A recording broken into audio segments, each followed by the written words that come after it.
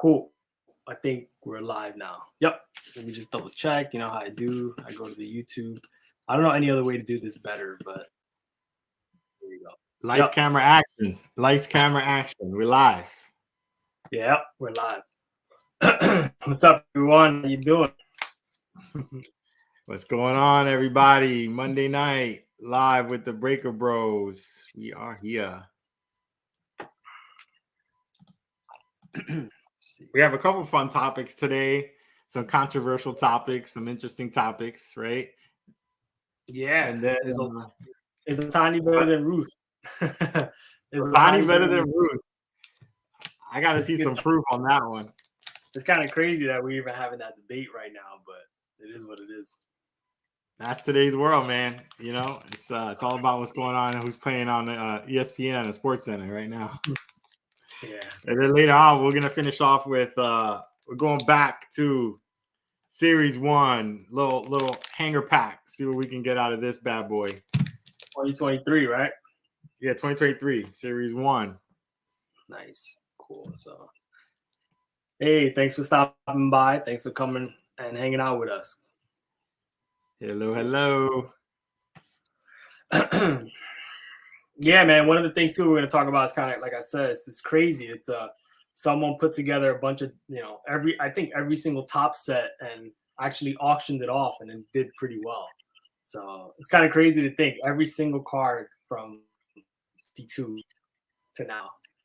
Wow. Yeah. No, I'm interested to see. You mentioned that. I can't wait to see what that whole deal was about. That's going to be interesting. I'm curious to see how much it went for, to be honest with you. If it's your first time here, too, like and subscribe. We have a lot of non-live content as well on YouTube. This is actually our first time, we should have mentioned, on Facebook. Yeah, this is our first time we're live streaming on Facebook, too, so we'll see how it works out. I don't know. Yeah. I don't think we have to do anything different. This thing does the stuff for us, so. Yeah, just let the computers do their computery thing. Actually, yeah, I'm leaving that double check real fast what's going on Facebook because I'm pretty sure we're live. Yeah, if anybody's catching us on Facebook, leave us a comment. We see the comments. Maybe someone could chat from Facebook and let us know if they're on live with us on Facebook as well.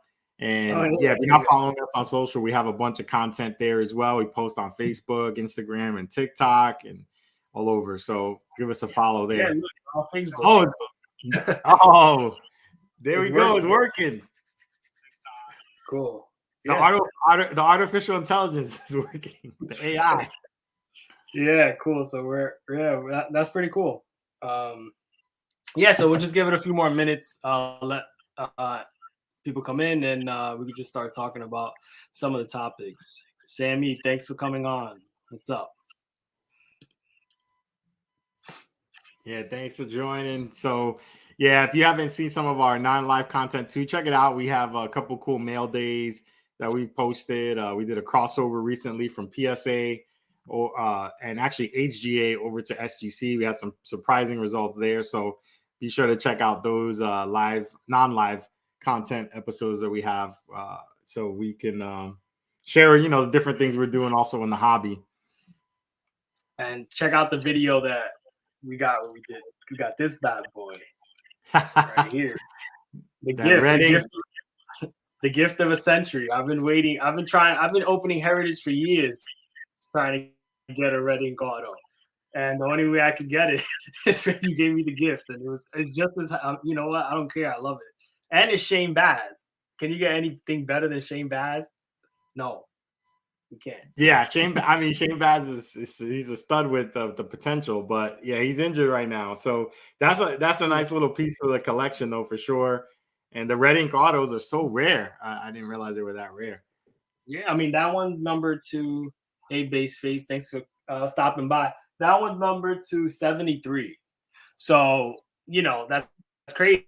And remember, I told you the Machado one. I bring up Machado a lot. If you notice on all the live streams, because I feel like he's one of the players right now that's on the path to the Hall of Fame. If he keeps it up, I think he's doing bad this year, but he'll be all right. But anyway, his Heritage red ink auto in 2013 is only numbered to 10. And I know there's one right now that's listed on eBay for $15,000.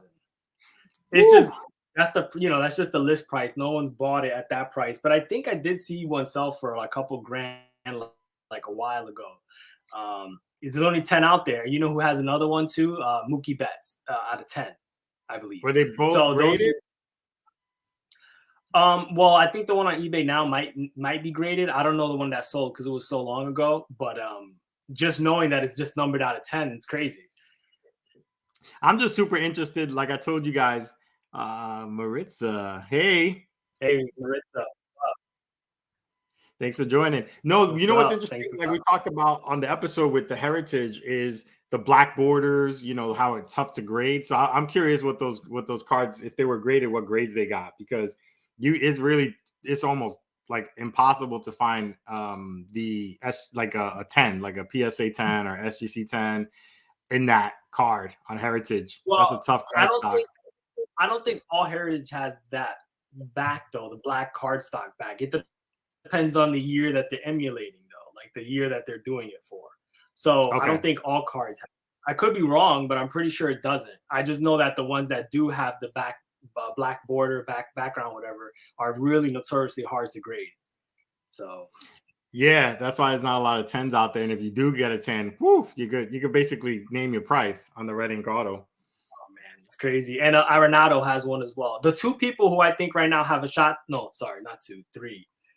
Undervalued players. Not Mookie Betts isn't undervalued. I think Nolan Arenado and Manny Machado are like the two players right now that are kind of undervalued in the card game because everybody wants to get Everson Pereira, like you.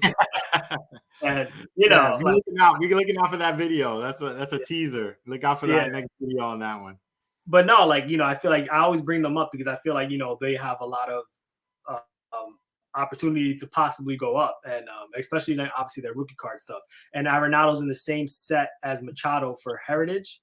Arenado might be in Heritage high number, but I think he has an autograph as well out of 10 too. So it's crazy. Yeah. I had a question about, I don't know if you know the answer. I just wasn't sure if maybe it's just me, and it's an easy answer. But do you know for sure, like with those autos where it's you see how the numbering on your Shane Baz, if you want to show it again, you see how it's numbered on the top left, I think it is. Yeah. That numbering on the card, do you know if the player is the one that hand numbered that, or is it like they just auto it and then like someone from Topps is the one that just neatly writes the number to, numbers each one to 73? That's a good question. I don't think so. I don't think they're gonna have the player number it because they have to number them and sign them all too. Like I don't think so. Because remember, there's a blue version of this that isn't autographed, so that's a lot of signing that they'll have to do. I think that's just Topps doing that themselves, and then they just tell them to fill in the blank right here. Yeah, so, no, I think you're right, and because they all look so neat, the numbers and things like that when you see those hand numberings. So I was just curious about that. Mellow Yellow, hey, thanks for stopping by. Thank you for stopping by, hanging out with us. Cool, man. But yeah, Heritage, it sounds like you're starting to get a little more respect for it, and I'm happy about that. No. It took like 3 years. I mean, 2023, yeah, it took about 3 years for you to understand the power of Heritage. Yeah, I still am not fully convinced, but cool. So all right, cool. Let's just start. Let's start this debate right now about I saw it on Twitter. That's where I got the idea. I'm giving give credit to buysportscards.com. That's the person right here. I'm gonna share my screen so you can see exactly what I'm talking about. Let's see. It must be true if it was on Twitter. It must be true.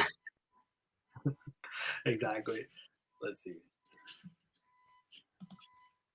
Can you see this? Yes. Okay, so basically he put did he put a poll? No, this wasn't actually a poll. It just says, what surprises you most here? And through the first 595 career games, Babe Ruth versus Ohtani. Now, again, it kind of looks like Ruth is, I guess, killing him in a lot of categories. He has a 332 average. Ohtani has a 267. On base plus slugging, OPS, is 1.130, which is extremely high. Ohtani is 886. home runs is one of the categories where Ohtani's actually winning right now at 130 versus Ruth is 126. Mm-hmm. RBIs, Ruth is way ahead. ERA, which is interesting because everyone knows that Ohtani's a great pitcher, but I think we forget how dominant Babe Ruth was as a pitcher. Had a 2.18 ERA. The WHIP is Ohtani's beating him by a tinch, and the Ks per 9 is Ohtani dominates him. Ohtani's a strikeout pitcher. He's striking out 11.35 per 9s. Mm-hmm. And Ruth looks like he was probably more of a contact pitcher, I guess, because he wasn't striking many people out. But it was funny is that if you scroll down a little bit. Yeah, well, the comments. The comments always make everything, So let's see what they say here. Ruth's average and Ohtani's Ks. So this is one of the biggest arguments, and I guess we could never know. But people are going to say stuff like this. The real question is, how would Babe Ruth stack up in today's game? I don't think he's going to be a star, but if Ohtani goes back, he's breaking every record. So the argument is that Babe Ruth didn't play against the elite talent that Ohtani's playing against in today's game. And it's interesting because they didn't have whatever. It was just pretty much like they didn't have Spanish, they didn't have all the melting pot of players we have now in the league. You know what I'm trying to say? So that's one of the arguments, saying that Babe Ruth didn't have to stack up against that type of competition from the islands, and the MLB is full of different nationalities. You know what I'm saying? So what do you feel about that? Do you think that Babe Ruth would have held up in this game, or do you think Ohtani would just go back then and just crush everyone? I mean, I get your point about baseball, Major League Baseball being a more global game. Yeah. I think, back then it didn't span international, internationally. So it was something that was, started in the US and then it grew into what it is today. And then you have a lot of international players that are starting to pretty much like dominate in different aspects, Ohtani being one of them.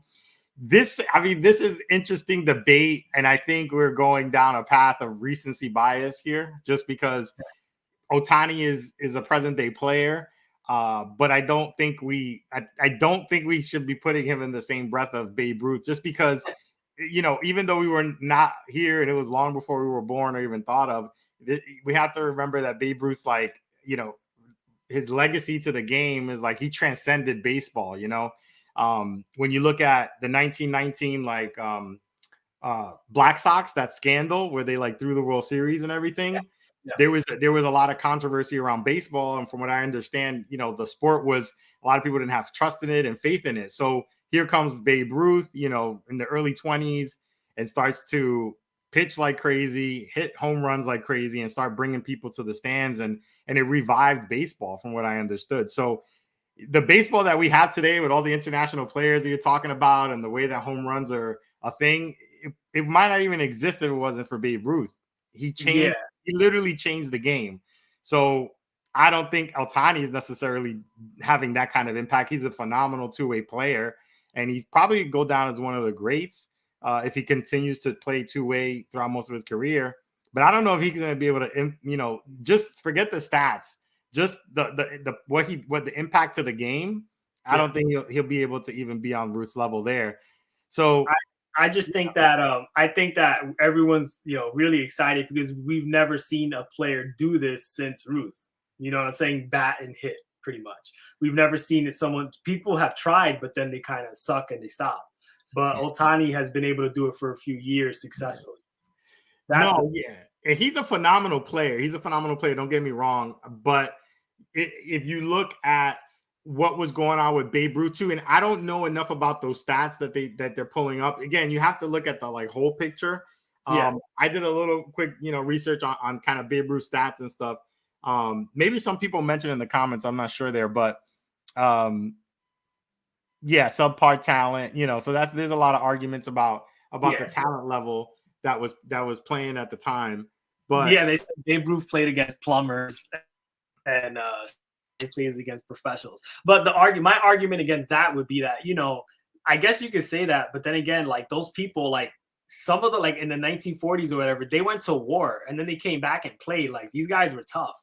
You know what I'm saying? That's not, and they still played at extremely high levels after doing other stuff. It's kind of crazy. Well, They didn't have private jets. They didn't have, world class.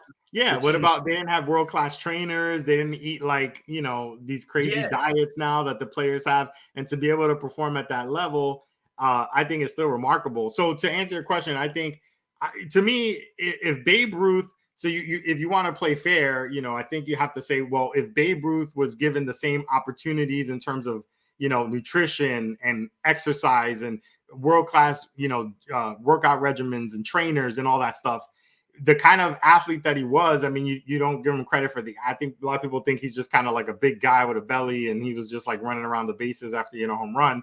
But he was a tremendous athlete, and so if he had the conditioning and all the different things that we have today, I think you have to talk in that context. And I think he would dominate the league today, even under those circumstances, because of the athlete that he is. And so, yeah, and I think Ohtani would have went back then and held his own as well. Like, I don't think he would have, been a bum. I think he would have been really good. Well, they say, too, that there was a Ruth played during the dead ball era. So there wasn't a lot of home runs back then, and he changed that, too. So which showed how good of a hitter he actually was, to kind of revive the long ball. Yeah, no, and he put fans in the stands, and he made the house that Ruth built, right? Like he literally they were sharing a stadium, if I'm not mistaken, with the Giants at the time, and literally they started to they used to outsell the Giants, so the Giants wanted them out of the stadium, and the Yankees had to build a stadium, which was the original Yankee Stadium, and that's why they call it the house that Ruth built. So and then that's not even to get into the postseason stuff. I mean, listen, you could be the most phenomenal player, and Ohtani is, but what is it leading to at the end of the day with rings and things like that, right? So, I mean, he has to get off the Angels. Yeah, so like, I mean, there's a bunch of players in the NBA and the NFL that have been fantastic, but never won, never brought it home. So, what argument do you want to make about the fact that Ohtani, if he's the greatest player of all time, but never won a ring? It's a tough argument to make.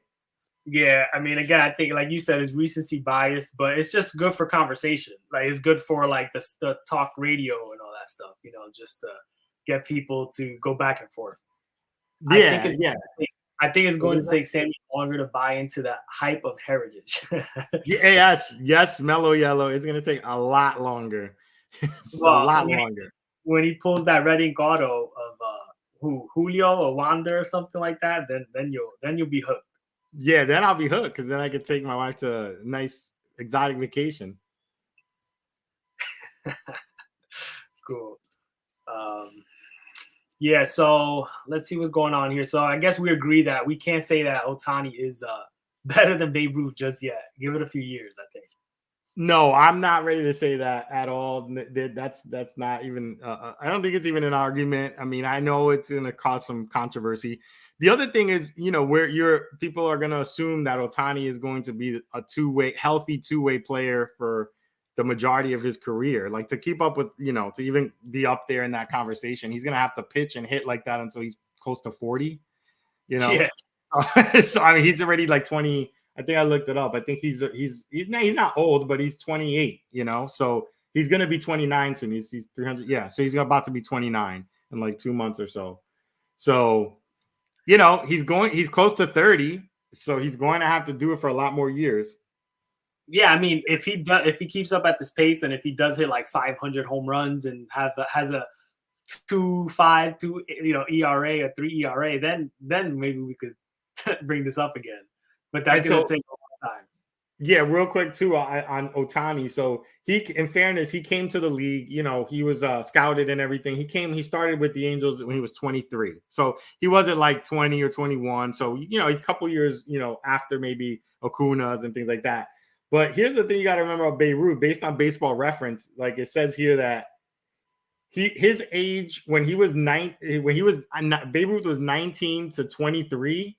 Okay, he barely had that many at bats. Like he was batting like 100 times, 142 times. He had like 3 home runs. He was really mostly pitching. So it wasn't until he was 24 with the Red Sox that he started really focusing on like batting, and he hit 29 home runs, and then that was it. So if he was actually just batting since he was 19, that's another 4 or 5 years of stats. Yeah, so he would have had over 714 home runs. He would have had probably 800 home runs. Like, because his first year he hit 0, the second year he hit 4, and the third year he hit 3, and the fourth year he hit 2, and then he hit 11. Wow. So he wasn't really getting that many ABs like in the first couple of years. So yeah, I mean, if he averaged like 20 home runs a year, he would have hit that 800 mark. Yeah. Yeah, that's crazy. I didn't know that. Yeah. So again, I'm sorry. That's a I just want to, again, I don't even think that's a it's a fun conversation, but people could write it up on Twitter, but that's not. I don't think that's even something that we should entertain at this point. Yeah, it's a cool little discussion, but cool. So the next thing, I'm going to buy a lot of Heritage to get the red. Yeah, that's my problem. I'm gonna have to buy like 25 cases to get the red ink auto. But the good news is that you can find it everywhere, so it's easy to find. You can just go to your local Big Lots or whatever; it's always there. So yeah, it's literally always there. Yeah. That's what I love about Heritage. I thought they were glued to the shelf because they just always there with dust. Bro, it's for everyone. That's what Heritage is great. What was this? Oh, the Nozu. But Omar's chances of getting a red auto are pretty good since literally no one else is buying their packs. That's exactly right. He has like no competition for it. That's whatever. Cool. So let's check this out right here. So this was actually pretty cool. I don't have the Reddit link that I found it, but I did find it on Reddit. So credit goes to Reddit. That rhymes actually, because it's kind of cool.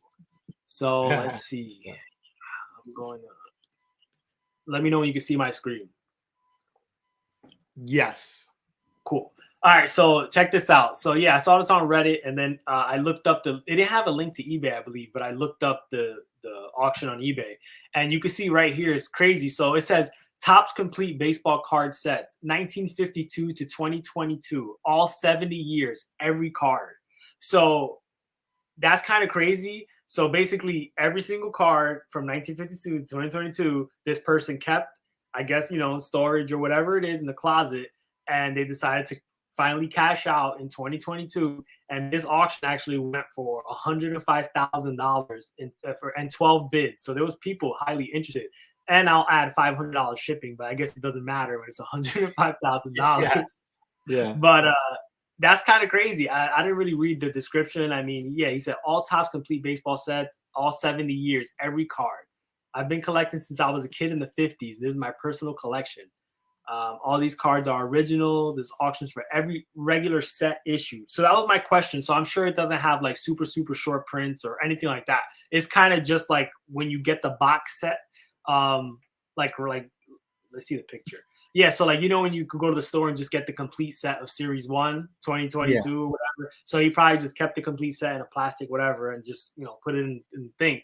Obviously, people want these. These are the ones that are harder to get, the 50s and the 60s and stuff like that, every single card. And I don't know what year Mantle was, but I'm pretty sure 1952. Yeah, I think it was the 50. Yeah, I think it's 52 Bowman. Yeah. Yeah, 52 Topps. 52 Topps. Yeah, so the right here. The 52 Topps. Yeah, that's right. Yeah. Yes. So the 51 Bowman, that's they say is the true rookie card, but the 1952 is the Topps. That's the iconic card, kind of. But yeah, so I guess it will be right here. So I'm pretty sure, we can't forget like all the other names in these years, like Clemente and everyone else. Yeah, Sandy Koufax. Everyone from 1952 on has a rookie card in the set, and they're in this thing. So that's why that this went for over $100,000. That's crazy. So click through some of the other pictures, like it shows some of the players, right? That's like, I guess. Oh, so some of them are PSA graded, maybe. Yeah, I see. Oh, look right there. Oh, so that's the Mantle. So it looks pretty beat up. Oh, they just get graded authentic. Yeah. Wow. Look at that. Wow. So this is the complete sets. This is incredible. Like, to imagine how much time it took to put this together. Oh my goodness gracious. That's crazy, man. 1952. Look at that. So my initial thought on this is super cool. Like for someone to, this is like the true definition of a collector, right? Like someone who put together all of these sets, and kept them all in order is incredible. And I just think that yeah, some of them are pretty beat up, but just to be able to have all of those cards is still cool. It doesn't necessarily need to be all PSA 10 or Gem Mint card. That's the Sandy Koufax rookie right there. Yep. So I mean, it's just cool that this person was able to put this together. My thought is, I'm surprised it didn't sell for more. Really? Why do you? A little bit more, yeah, just a little bit more though. Like I just feel like maybe it didn't because that mantle is such in bad shape, But I mean, 100 grand is. I mean, I know what you're saying, but yeah, it is kind of beat up. It's very beat up, actually. This is probably the card that was pulling the most. I mean, if this was in better condition, it probably would have went for more. But yes, I still think 100 grand is fair. I think I don't think a lot of these cards are graded. Yeah, a lot of them aren't graded. So I do think if they were all graded, then I'll be like, okay, yeah, that's that. It should have went for more probably. But since some of them are graded and most of them look like they're not, I don't think that's a bad price, man. $105,000 just for technically keeping something, stored and just, putting it on the market. And again, 12 bids, which means that there was people out there that wanted this. So that's kind of crazy. It's cool. It's cool to see that though, man. Yeah, I just think for that many cards, it's the seller. I don't know. Maybe they made money, but maybe not, because if for example you were putting those sets together, like those vintage cards they don't come cheap in a lot of cases. So but when they had them like from back in the day though, like they were just older collector who just that's true. Yeah, like 5 cents a card, back then. That's true. Who knows? I mean, that's a pretty crazy thing. What did the bid start at? Did they start that at 99 cents? I'm just curious. Let me check, because also you can't forget, where's the 2011? It's got to be here. That's the Mike Trout year. So, actually, no, I'm wrong, because they don't do update incomplete sets. So you can't even get the Mike Trout here. See, that's where it starts to get a little hairy. Yeah. They don't do update incomplete sets. Okay, so the bids, let's see. Oh, there we go. I got to sign in, so we can't see that. Oh, we're not going to sign. So yeah, I don't know if they were to start at 99 cents. I mean, we could look into it later, but yeah. No, that's cool. I just was curious. But it's a really cool story, and that's something that's really unique. This is not a listing you see come by every day. That's just a cool story. Topps Complete Baseball set. Wow, since 1952 to 2022. Interesting why they decided to stop. At this point, everybody has their reasons, but overprinting. I mean, yeah, you can't even. It's just too much. You just can't keep up with all the different sets and stuff, right? So, yeah, man, that's crazy. But hey, I mean, that's awesome for the person. That's a nice chunk of change. I mean, eBay's gonna take their fees. We know that. They're gonna take a cut, but it is what it is, man. So, yeah, that's a lot of cards, man, to keep in the house. So. I know you were going crazy when you had a couple of too many Bowman's prospects. You started selling them in lots. Yeah, but I don't like clutter. That's the thing with me. I get kind of crazy when it comes to because I don't like having just the cards under my desk, under or in a closet or something. I want to see the cards. When they're just hidden, I feel like I don't even have them. So that's why I felt like, just go the quality route. Get cards that you could display or do things like that. So I don't know. Yeah, that's true. No, it is. And so the person that had that set, man, that's a lot of cards to keep organized and store for sure. Yeah, man. Cool. So let's talk about Grail cards. Grail cards. This is I don't have a lot right now of Grail cards, but there's one card that I I keep thinking about. I keep dreaming about. I actually did dream about it. It's weird, yo. I don't know why, but I can't stop thinking about it. And the bad part is that for me, for right now, it's so expensive. So I'm not going to get it. But that's why they call it a Grail card. It's the card that you really want to get. And hopefully one day I could save up or trade up, sell some of the stuff I got. sell my dog. Maybe we'll see and see if I could get this card. But Wait, I'm gonna. why don't you explain what a Grail card is real quick? Just if Well, I thought I just did. A Grail card is a card that, like, yeah, your favorite card that you could get ever in your collection. Like, it doesn't really matter the value. It doesn't have to be expensive.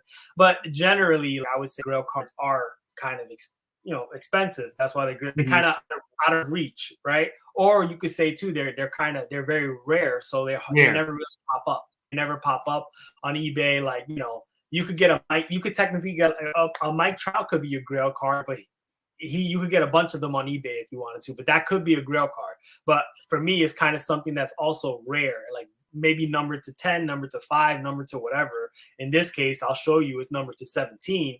Okay. And I don't believe there's no other parallels. So it is what it is. But yeah, so that's what a Grail card is. It could mean different things. There's not just one standard definition, but definitely I think for me, it's just something that's hard to acquire. I really, really like. It has to meet all the specific things that I like in a card. I have to like the image. It has to be rare. And in this case, too, I kind of think I want it to be autographed as well. So, Okay. yeah. So I think I showed you this a while ago. I'm not sure. So I just pulled up the eBay auction of the card that I currently want right now. I would consider it my Grail card, and I'm working hard towards it. I shouldn't probably be sharing this on YouTube or Facebook so everyone sees it, because someone could buy it and then mark up the price and sell it to me. But Yeah, they're gonna flip it on you. I mean, if I can't afford the current price, I can't afford the marked up price. So let's just calm down.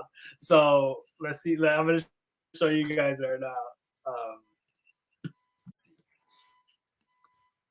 I'm going to just share. I don't know. I put entire screen, but I'm going to just put the window. Let's see if this works. Cool. You see this? Yeah, I can see it. All right, cool. There's my Grail card, everybody.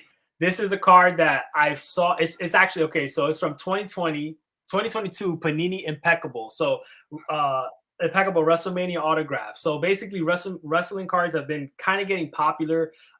If you saw the last live streams, I love Shawn Michaels. I grew up with him. I tell the story about how, whatever. I have a picture next to him in my room and stuff like that. I actually met him probably over a year ago, and shook his hand. I hugged him a little bit. And yeah, so it's just yeah. So basically, I obviously collect baseball cards, but I was a big wrestling fan. I don't follow it anymore.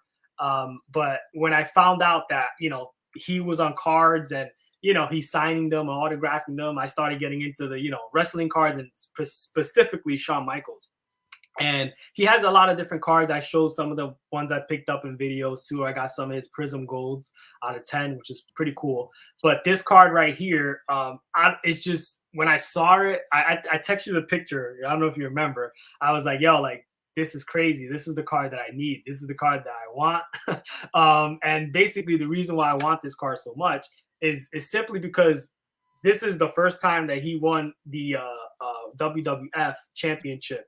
And, the whole thing during his career and the whole promo with this thing was like, it was his boyhood dream. Like, and it actually that was his goal in life, to win the championship.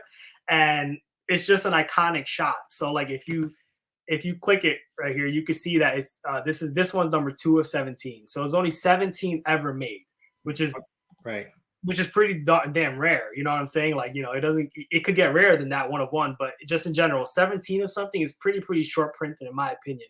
And based off what I've seen, again, I didn't look at the checklist. I haven't really did any of that. I just saw the card and I knew I wanted it, but I'm pretty sure that there's no parallels to this. So it's just 17 autographs, and they're on card autographs as well.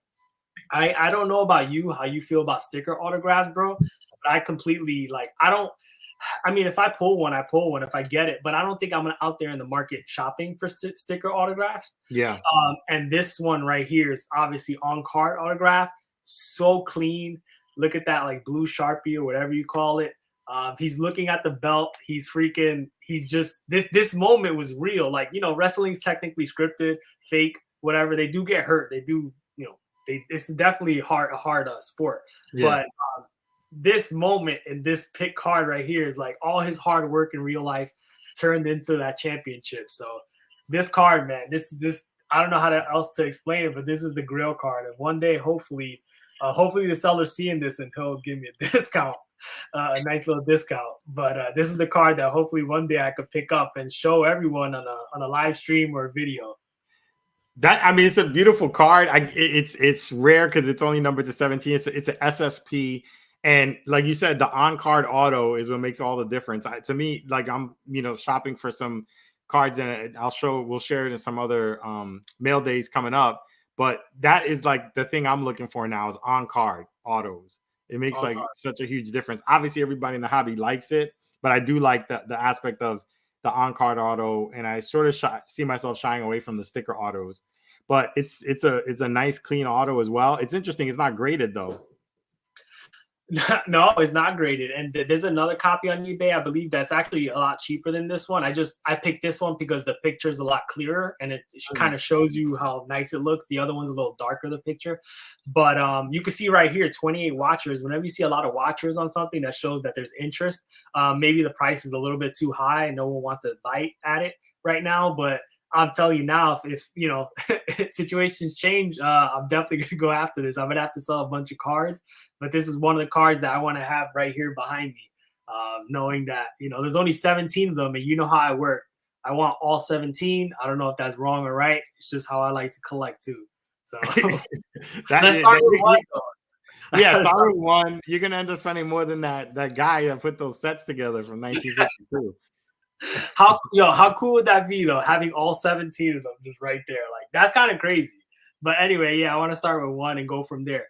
I don't know what the 17 stands for. I guess the 17 does stand for the number, I guess, out of 17. I was trying to figure out, like, because I know this is WrestleMania 12 when this happened, but I guess the 17 is just 17. I don't know, whatever. Maybe it says on the back of the card. Maybe there's an explanation or something to the 17, but it's a really cool card. Yeah, that match, that was when he won the championship, right? Oh, one of his 17 WrestleMania appearerances. There we go. There you go. See, there you go.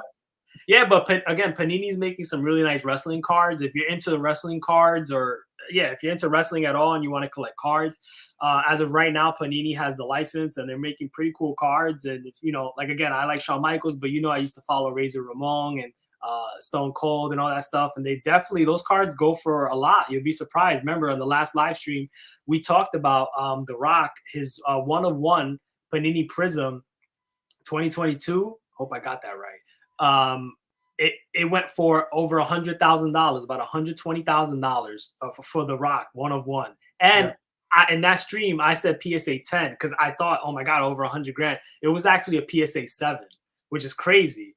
And that's another debate. Should you grade a 1/1? You did that video that a bunch of people saw that had a lot of comments about grading a 1/1. But in that case, I guess it didn't matter. The Rock still went for over $100,000, which is crazy. And in my opinion, that helps the entire card market in total, and especially the wrestling card market. Yeah, I mean, wrestling is been around for forever, it seems like, and it will be around forever. I know. I think the WWE and they just merged with UFC, right? So like a huge deal that happened there. But they sold. Oh, that's what it was. Okay, yeah. So thanks for correcting me. But they're athletes, they're entertainers, just like it is in the major sports and baseball, football, and basketball.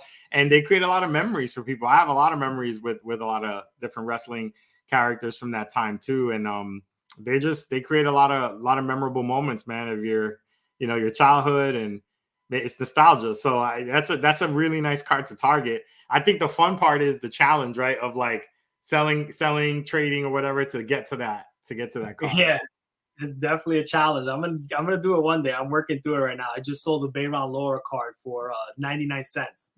Oh my gosh! So I mean, and plus the fees, I owe the money. Yeah.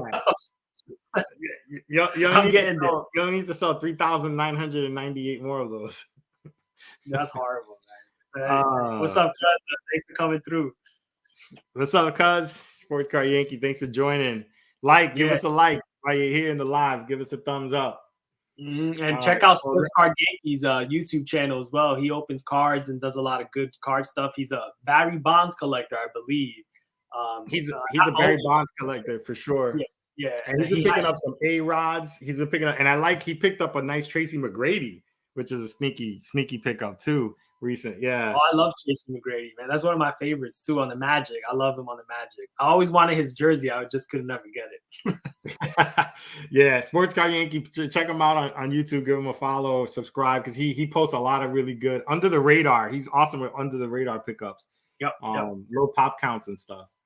All right, so I'm gonna show you so my. You have a, yeah, I have a Grail card. I'm gonna show it to you. So I'm gonna show it to you. It better not be Emerson Ferreira, man. You. No. This card, man, your card. I don't know. When you said Grail card, I was thinking really big. So you're gonna spit out your water. It's relative. So you're gonna show like a $500,000 card or something. How'd you know? Oh my God! All right, go. What's up? It's the. Let me see. Oh, explain it. Sorry. Well, explain your. So I mean, I'll explain it more when it comes on the screen, but I think it doesn't need much introduction. Let's see. You got to let it in the room. Yeah. Oh shoot! Good luck, everyone. Let's see. Whoa, baby! 2020 Bowling Chrome Jason Dominguez Superfractor autograph. That's one of one. The only one. And it sold it actually sold like a year ago or whatever for almost $500,000. So just a little bit more than your Shawn Michaels. So. He hasn't even played one game. Well, in the pros, obviously, in the major. Yeah. And he's batting under 200, by the way, in AA right now. So he's scuffling out of the gate. No, I'm actually kidding. This is not my Grail card. This is not my Grail card. I love Dominguez. But this is a little funny, just a joke. Oh, okay. But it is kind of crazy that someone spent, $500,000 on this card. But to each his own. I think the person that bought it actually made a big bet. I forgot who it was. I don't know if it was Trout, but bought like a prospect years ago and actually made a lot of money on it. So who knows, right? Are you talking about the Dave guy? He bought that? Vegas Dave? No, not Vegas Dave. That he sold the Mike Trout rookie and like flipped it for money. But no, not him. It wasn't him. It was another guy that bought this card.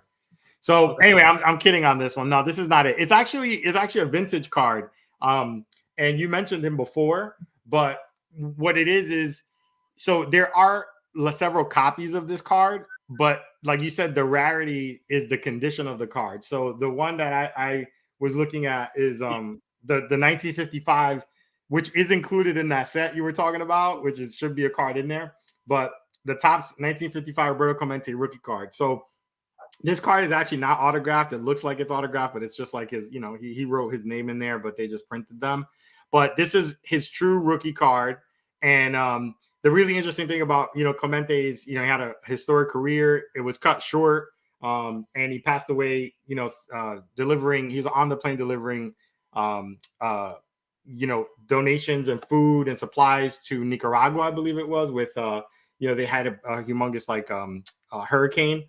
So it was just, earthquake, I think it was. So it was just like a really bad time. And he went over there and, just graciously brought things on the plane, food, supplies, and ended up passing away on the plane. So it's just, there's a lot of nostalgia with this card. It's a historic card, not only because he's one of the greatest, players, but one of the greatest right fielders. So I really admired, what he did for not only the country of Puerto Rico, because our family's from Puerto Rico, but also the fact that he I feel like also really paved the way for a lot of Latin ball players to really come and be recognized in the sport of baseball. So this card is like the Grail card, and the reason why it's the Grail card is the grade it would be in. So, like I said, it's not that they're super rare, the card itself, but when you look at, I had to do some research on where the cards that sold for. So check this out. So the Roberto Clemente rookie card in 2012 in a PSA 10 sold for basically $500,000 on SCP auctions. Okay. So that's like a really, really incredible thing, right? And even if you go down to like some more recent PSA 9 sales, like in 2016, 2015, you're looking in the, over $400,000 range. And again, this card is a paper card. It's not autographed, but it is from 1955. So, then you go obviously lower in the grades and it starts to get, lower price point, a little bit more like, realistic. But man, like having that PSA 10 is freaking crazy because I was like, hey, how many of those exist? So I looked at PSA, and if you look at this PSA pop report, it goes from 1 to 10. This is all of the great cards that were graded is almost 5,000 Roberto Clemente cards. Only one, that sold for almost $500,000 has gotten a PSA 10. That's crazy just to think that the Jason Dominguez went for a little more. Yeah, I know. He hasn't even played a major league game yet, you know? Oh my gosh, that's crazy. But I was actually thinking about that card too, but I wasn't thinking about the grade. But that's one card that I would like to have as well in my collection. I don't know about the 10, but one day. But yeah, no, that's awesome, man. That's a good choice. Yeah, and then when you pick, I looked at also Beckett. Like Beckett doesn't have anything great. That card they've graded 838. They've never graded one higher than an 8.5, so a near mint. And then SGC has graded quite a few. Looks like they've graded 1,994, and they've only given 2 a 9 is the highest grade they've given. So okay. It just goes to show you that one card, like it's so rare because of the condition of it. So I know a lot of people actually I would make the argument too, like, well, it's still the same card. I mean, how much more valuable should it be? Is it worth like $200,000 more than like a 7 or a 6 or whatever? Like, so, but yeah, I would like to have it in my collection like you one day. Not that particular one. That would be the Grail one. But I would definitely like to have a Roberto Clemente, even if it's a raw Roberto Clemente rookie card. I'd like to add that to the collection as well.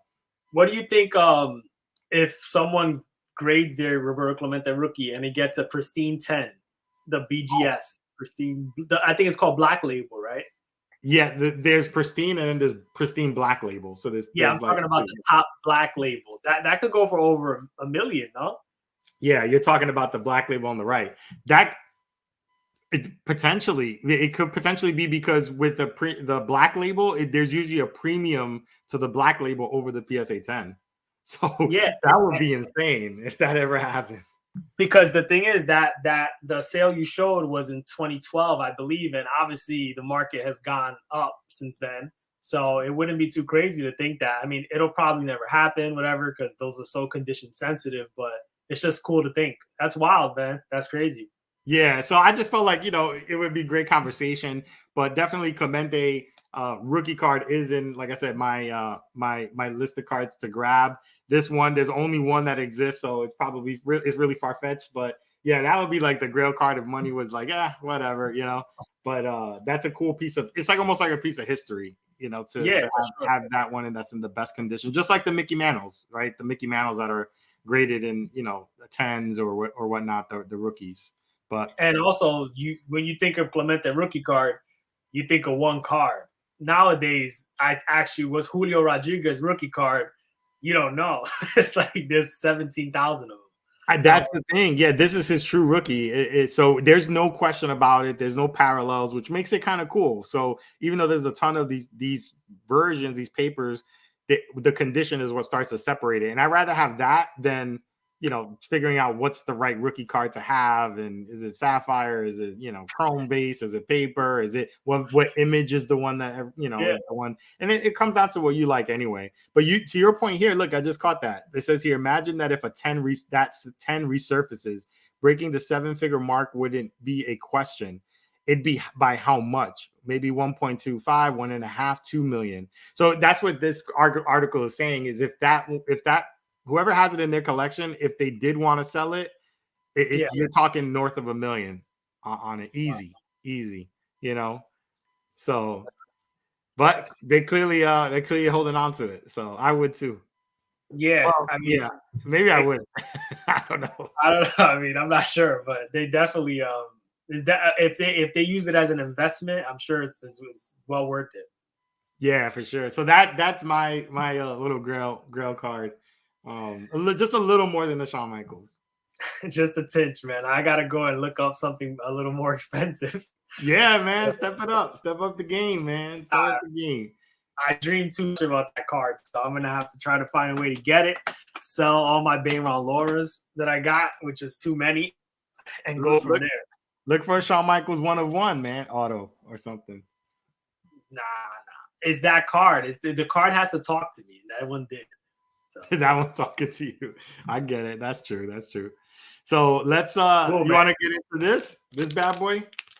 Yeah. Let's rip some wax, man, and see what we get. Let's see what we get.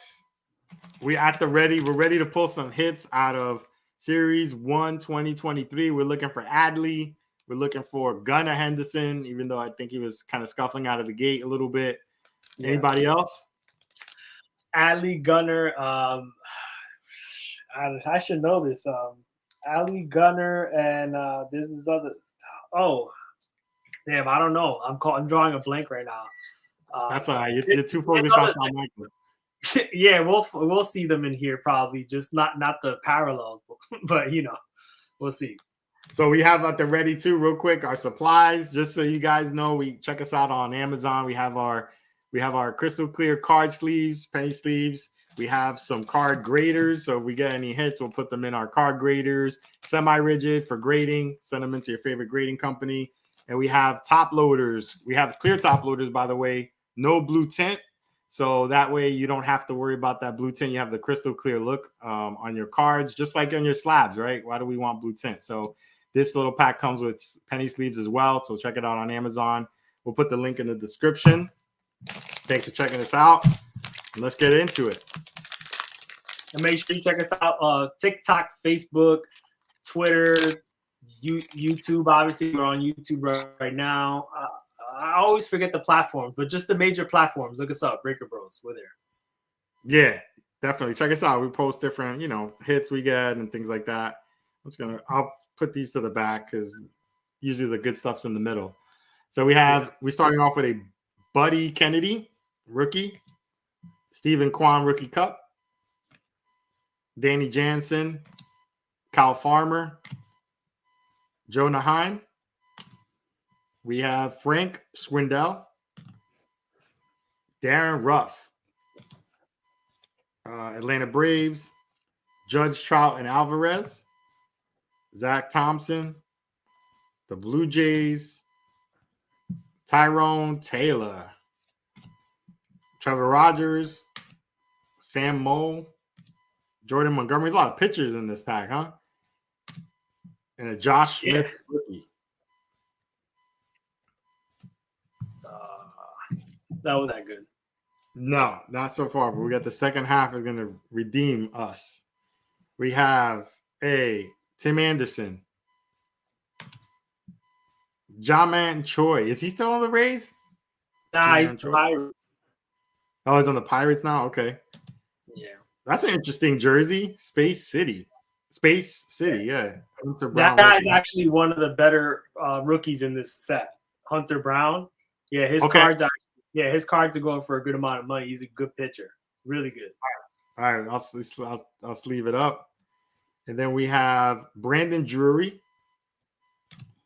Nathaniel Lowe, Bo Brisky, Eduardo Escobar, Christopher Morel, rookie,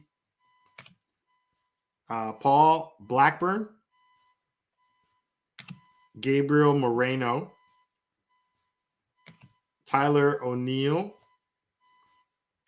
and a Vaughn Grisham rookie. He's good too. Second base shortstop, nice. Yeah. Jorge Mateo, little flip. Evan Lee rookie. Raciel Iglesias. Huh? You were frozen for a second. No. Oh, sorry. Raciel Iglesias. And a Michael Chavis. And it looks like we have speaking of Shohei Ohtani. Yeah. Topps Chrome. Okay. Yeah. So it's nice little chrome. It's nice when you get the chrome version of these. And then I'll just go to the back and then we'll come forward. We have a Rafael Devers on the MLB Stars. We have a Mookie Betts shortstop. Yeah. For the Los Angeles Dodgers. Is it official? He's 100% shortstop? No, I'm kidding. No, it was because of an injury, but he's been playing more middle infield. I don't know if he's going to get eligibility, but That's so. I mean, this guy's been playing outfield his whole major league career, and he could just play shortstop. That's just so cool. He's good.